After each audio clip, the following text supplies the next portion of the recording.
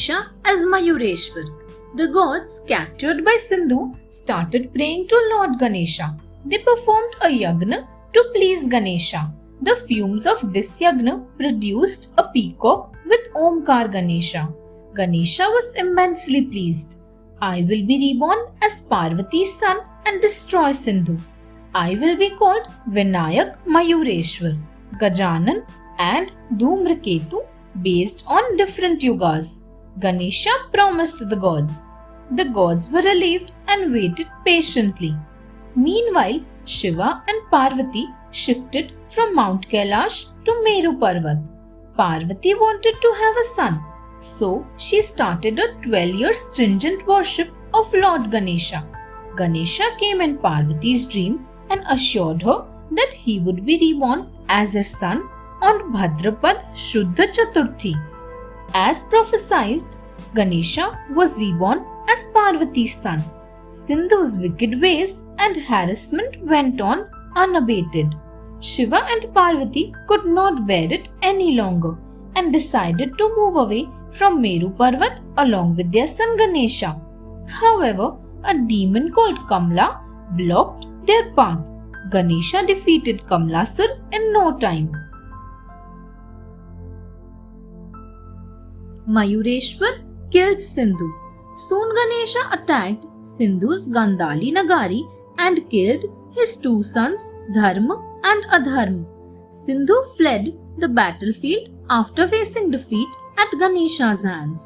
Sindhu's father asked him to surrender before Ganesha and release the gods, but he did not pay any heed to his advice and continued the battle. Ganesha then attacked Sindhu with a parashu, hatcher, and the nectar was detached from his navel. Thus, he was killed. During the battle, Ganesha was atop a peacock, so he got the name Mayureshwar. This form of Ganesha has a white complexion and 6 arms and is mounted on a peacock. Brahma entreated Ganesha to live amongst his devotees on earth in a place called Moregaon. Ganesha agreed. Brahma then created a statue of clay, sand and precious stones and established it at Moregaon.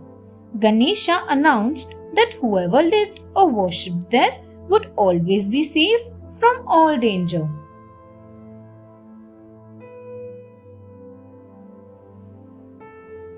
Angarak and Ganesha. Once, Sage Bharadwaj was performing rigorous austerities on the bank of river Narmada. Suddenly his concentration was disturbed and he opened his eyes. His gaze fell on a beautiful woman. He instantly fell in love with her and wanted to kidnap her. But the ill thought made him lose all his powers, which were absorbed by the earth. After some years, a child arose from the spot that had absorbed the sage's powers. He was bright red in complexion, just like amber. He was named Angarak, like an amber. When he grew up, he asked Mother Earth who his father was. Mother Earth told him that Sage Bharadwaj was his father. Angarak later went in search of his father and found him. Sage Bharadwaj recognized him with the help of his divine powers. Angarak was educated by Sage Bharadwaj, who taught him the Vedas and gave him other divine knowledge.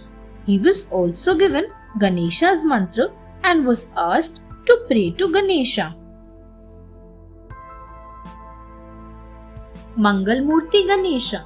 Angarak went to the banks of river Narmada and started deep penance. Lord Ganesha was very pleased with his devotion and strict, disciplined worship. He appeared before Angarak in a dance posture, Nritya Ganesha. He also gave him a blessing that all his wishes would come true. After some time, Angarak built Ganesha's shrine and gave it the name Mangalmurti. There is another legend behind Angarak's birth. On being separated from Sati, Shiva was very unhappy. A drop of his sweat fell on the ground, out of which a child was born. Mother Earth raised this child and named him Bhaumakumar. Now, Bhaumakumar was Shiva's devotee. Shiva blessed him and asked him to pray to Ganesha in order to complete his prayers. Because of his red complexion, Bhaumakumar was known as Angarak. Thanks for watching. Do like, share, subscribe to Sahil Book House.